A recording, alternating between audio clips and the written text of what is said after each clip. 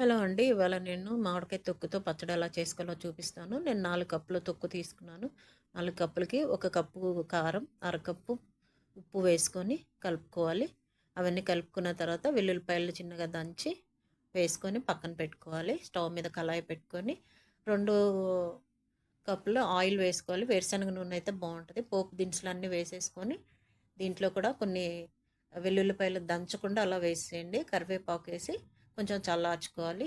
ఇంకో కళాయి పెట్టుకొని 2 స్పూన్ల ఆవాలు, 1 స్పూన్ మెంతులు వేసుకొని పొడి చేసి ఈ తొక్కులో కలిపేసి పెట్టుకోవాలనమాట. తర్వాత చల్లార్చిన పోపు దినుసులన్నీ కూడా ఆయిల్‌తో సహా వేసి కలిపి పక్కన పెట్టుకోవాలి. ఇది రాత్రంతా పక్కన పెట్టేసుకొని మనం ఉదయం లేచాక చూస్తే ఆయిల్ అంతా పైకొస్తుందండి.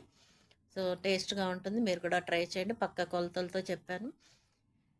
ఇది మీరు ఉప్పు, కారం సరిపోయిందో లేదో చూడాలంటే రైస్‌లో వేసుకొని చూస్తే తెలుస్తది. Thank you.